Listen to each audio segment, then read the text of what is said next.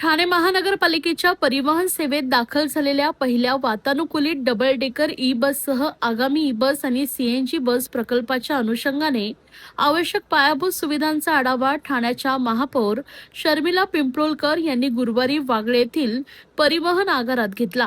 वागळे आगारातील उपलब्ध जागेची पाहणी करून चार्जिंग स्टेशन उभारण्यासाठी आवश्यक उपाययोजना तातडीने पूर्ण करणे तसेच चार्जिंग स्टेशन पूर्णत्वास येईपर्यंत पर्यायी चार्जिंग व्यवस्था उपलब्ध करून बस लवकरात लवकर प्रवासी सेवेत दाखल करण्यासाठी सर्व पर्यायांचा विचार करण्याबाबतही महापौरांनी अधिकाऱ्यांसोबत चर्चा केली।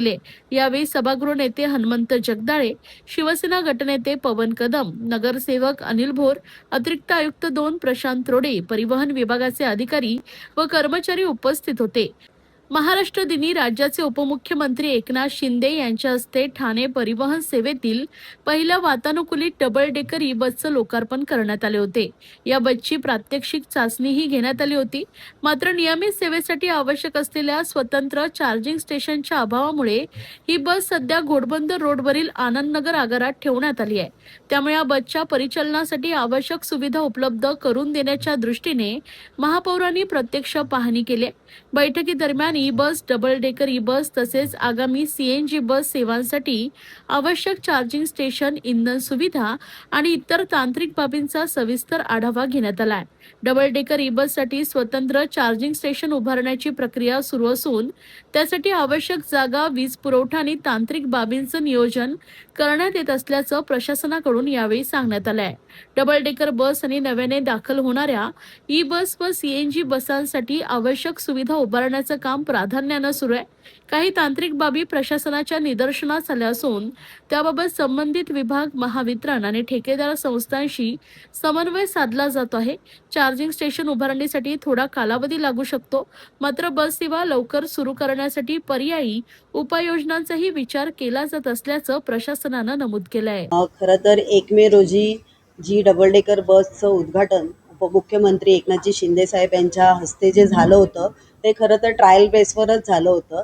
ज्या 10 बसेस CNG 100 CNGच्या आणि 10 आपल्या चार्जिंगच्या ज्या बसेस आहेत त्या उपलब्ध होणार आहेत, पण त्याच्यासाठी ज्या लागणाऱ्या चार्जिंग स्टेशन्स आहेत किंवा CNGसाठी जे उपाययोजना करण्यात येणार आहेत त्या इथेच वागळ्या स्टेशनलाच करण्यात येणार आहेत।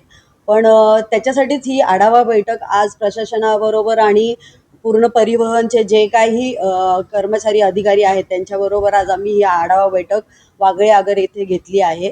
आणि मला असं वाटतं MSCB आणि काही अजून तांत्रिक बाबी ज्या आहेत त्या आम्हाला निर्देशनास आल्यात आणि त्याच्यावरच चर्चा करण्यासाठी ही आज आढावा बैठक आम्ही घेतलेली आहे।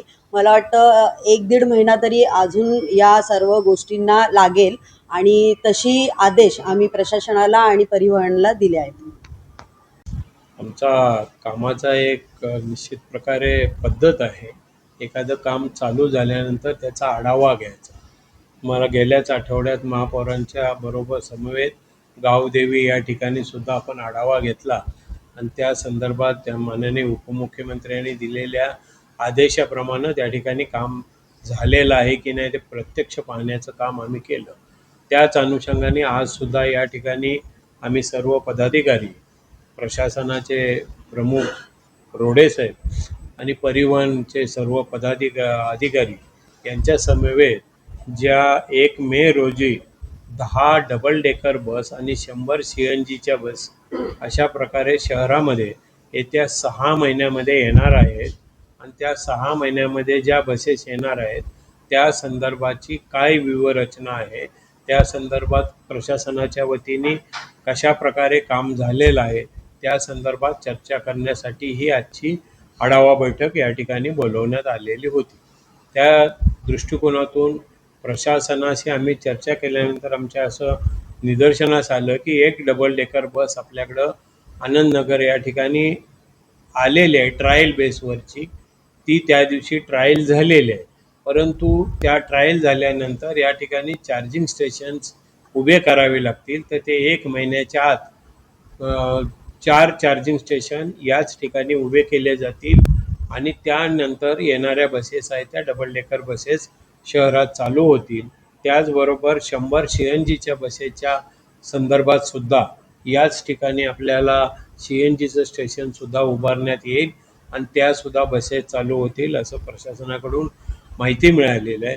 या संदर्भात काही त्रुटी असतील तर प्रशासनाचे प्रमुख म्हणून रोडे साहेब उद्या MSEBचे अधिकारी आणि ज्या बसेसचे ज्यांना ठेकेदार आहेत, वास्तविक पाहता हे ठेका देत असताना सर्वस्वी जबाबदारी त्या ठिकाणी चार्जिंग स्टेशन उभारणं आणि बसेस उपलब्ध करून देणं, त्या वेळेवर बसेस सोडणं, ही सर्वस्वी जबाबदारी ही ठेकेदाराची आहे आणि त्या अनुषंगाने त्यांनी काम करण्याच्या सूचना आम्ही आजच्या बैठकीमध्ये त्यांना दिलेल्या आहेत. त्या पद्धतीने येत्या 6 महिन्यामध्ये 110 बसेसच्या संदर्भाच्या जे काही निर्णय झालेला आहे त्याची अंमलबजावणी होईल.